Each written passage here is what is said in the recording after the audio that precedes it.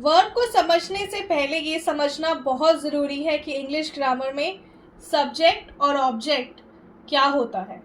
Subject वो चीज़ है जिसके बारे में बात हो रही है, जैसे किसी सेंटेंस में काम करने वाला नाउन या प्रोनाउन। ऑब्जेक्ट वो है जिसके ऊपर क्रिया का प्रभाव पड़ता है। दो तरह के ऑब्जेक्ट होते हैं, direct object, indirect object.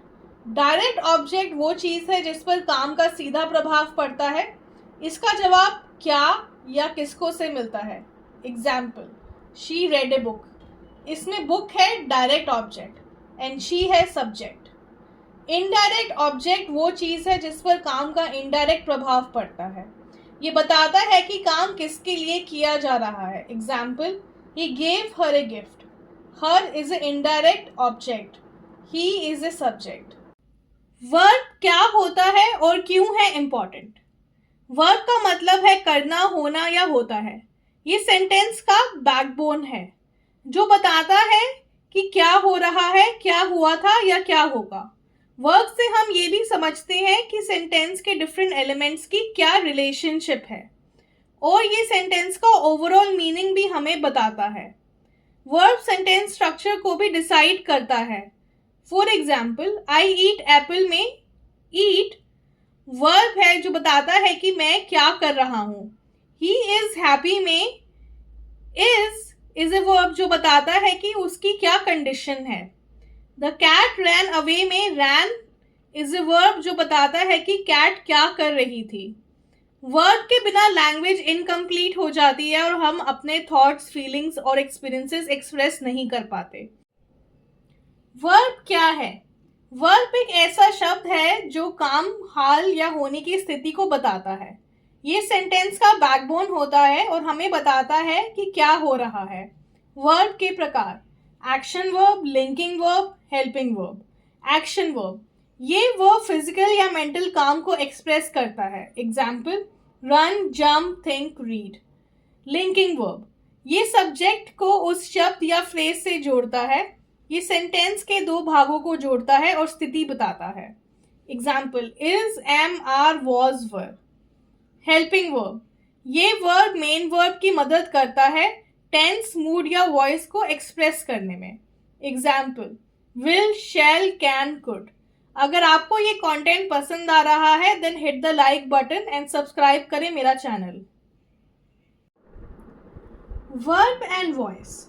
Voice क्या बताता है। वर्ब और सब्जेक्ट की रिलेशनशिप को दर्शाता है वॉइस।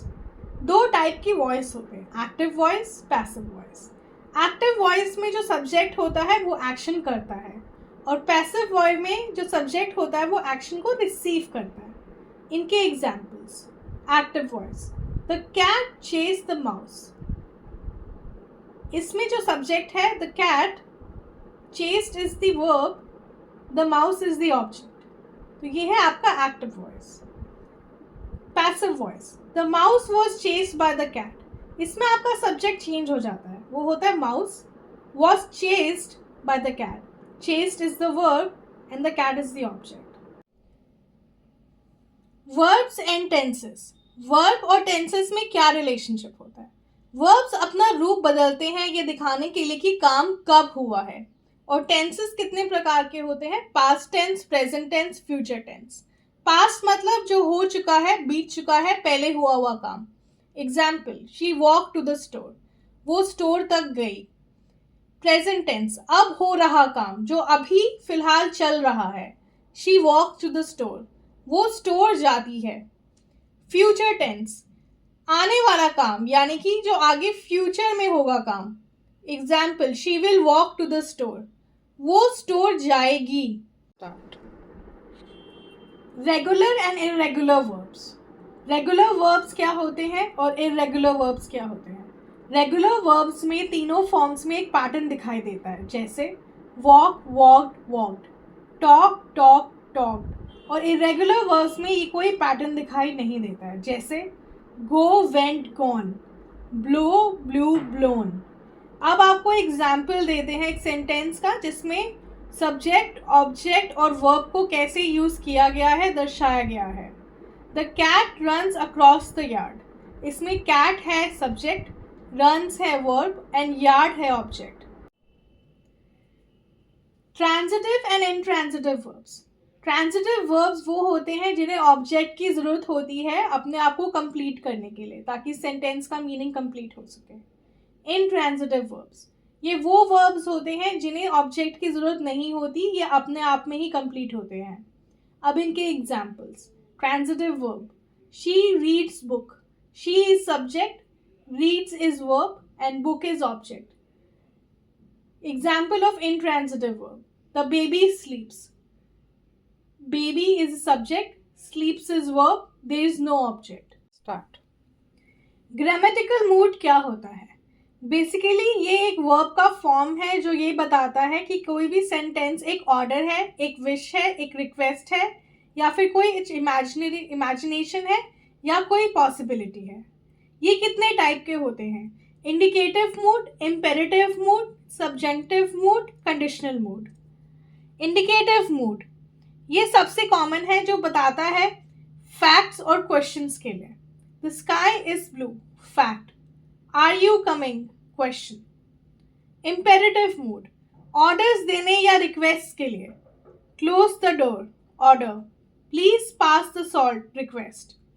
सब्जेक्टिव मूड विशेस या डिजायर्स या इमेजिनरी सिचुएशंस में. I wish I could fly, wish. If I were you I would quit, imaginary situation. Conditional mood conditions and possibilities express करने के लिए. If I win the lottery I will by the car, condition. I would have gone but I was sick, possibility.